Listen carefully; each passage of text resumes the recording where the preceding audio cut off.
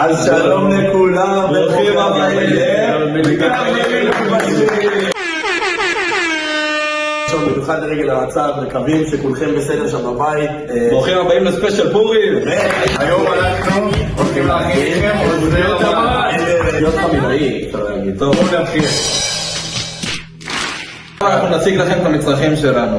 קורנפלור, חמאה, תמצית וניל, קמח, קצת סוכר. לא כל רק לא תדע. צלף את המתכון בתיאור. תשלחו לשים סטרט בפעמון. טוב, אז אנחנו מתחילים וכינונו מראש החמאה הרכה. איך מכינים חמאה רכה אתם שואלים? זה פשוט מאוד. אתם מוציאים את החמאה הלא רכה, היא קרה מהמקרר, ואז אתם לוקחים קערה, מעלים במים עד הסוף מים חמים, שופכים את המים לכיור ומניחים 5-6 דקות מעל החמאה. אנחנו נתחיל כמה חמאה? החמאה.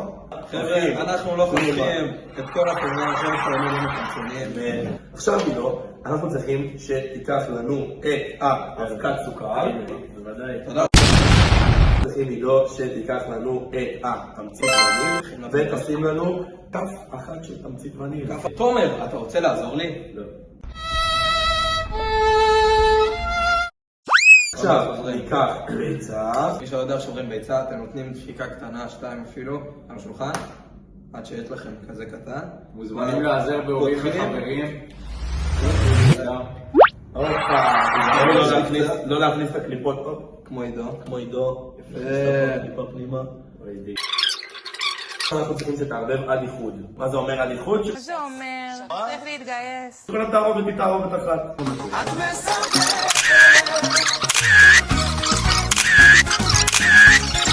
עכשיו אנחנו ניקח אתכם פה, תומר וגל פה עדיין מערבבים, ותכף נשים את שאר המערבים.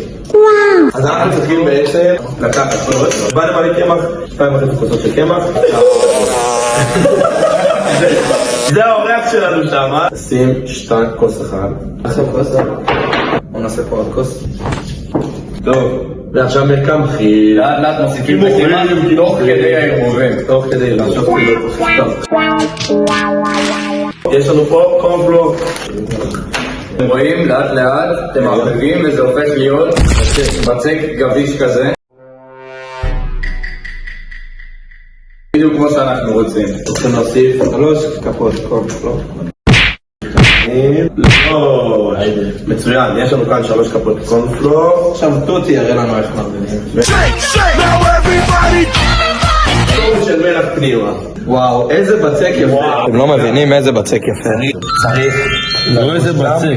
אז אנחנו רגע עכשיו נסיים לנו של הבצק, נכין את שאר הדברים לחלק הבא ונחזור אליכם. טוב, אז חזרנו לכם, בחלק הנוסף. יש לנו כאן ניילון נצמד שחתכנו אותו. עכשיו, חשוב מאוד שיהיה לכם מערוך. למי שאין מערוך, יכול להשתמש בניילון הנצמד. איזה בצק. לוקחים את הניילון וסוגרים, לוקחים את המערוך ואת הבצק. תמשיכו לגדל את זה בתוך הניילון הנצמד, אבל אחר כך הוא הולך ככה למקרר. איראני ספרינג. עכשיו מוכן, והוא הולך לשעה במקרר. תומר, בוא תפתח לנו את המקרר. 1/10. פגש בהוצאה. אז חזרנו אחרי שעה. הנה הבצק היפה הבצק שלנו יוצא מהמקרר. אבל עכשיו הולכים להראות לכם מה אנחנו עושים איתו.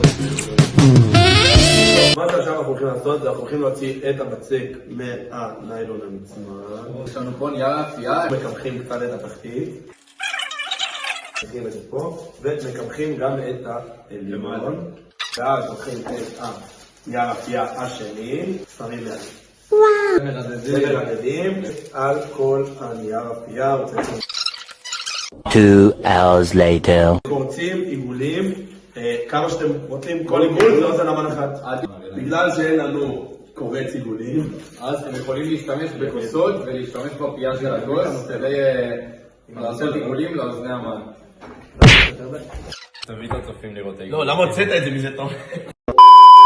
בגלל שנשאר לנו מלא בצק מחורר ועיגולים, אנחנו הולכים להפוך אותו לגוש ואז לעשות ממנו עוד עיגולים. ולעשות עוד פעם. עכשיו אני אתחיל לצלף חלבון מסביב.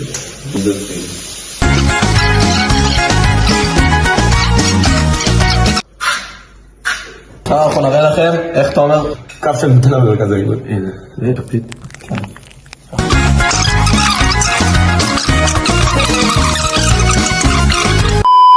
בינתיים חשוב לחמם מראש. אני מציע שגל עכשיו יגיד לנו מחממים את התנור ל-180 מעלות טורבו. תראו עכשיו על הקיפולים, סבבה?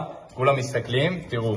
עכשיו אנחנו עושים את זה, תופסים שתי פינות, וממש עושים כמו צורה של משולש. עכשיו, מה שכן, מאוד חשוב שתשימו לב, אם אתם רק עושים ככה, זה ייפתח לכם בתנור וזה לא טוב. מה עושים? תופסים את כל הקצוות, וממש צופטים אותם כדי שזה לא ייפתח לכם בתנור. ואז יצא לכם אוזני המן ממש טעימים ויפים. הם מכינים אוזני עמל, ואני אביא אתכם איתי להכין אבקת סוכר. בערך 5, 6, 7 כפיות סוכר. אני סוגר את זה ונוחק. תראו, קצת סוכר. איזה יופי. גל, המטורף הזה עשה לנו אוזן המן עם לבנה. אנחנו הולכים לשים הכל על תבנית ולציין לכם ואז נחזור. טוב, אז האוזני המן מחכים לנו על המגש שהולך ללכת לתנור ב-12 דקות. אנחנו נתראה אחרי תנור. חייך, תעשה ככה. טוב, וואי, אתם לא מבינים איזה ריח יש פה. אתם אפילו לא מבינים איזה ריח. רגע, אני אהפוך את המצב. בואו תראו איך יצא לנו.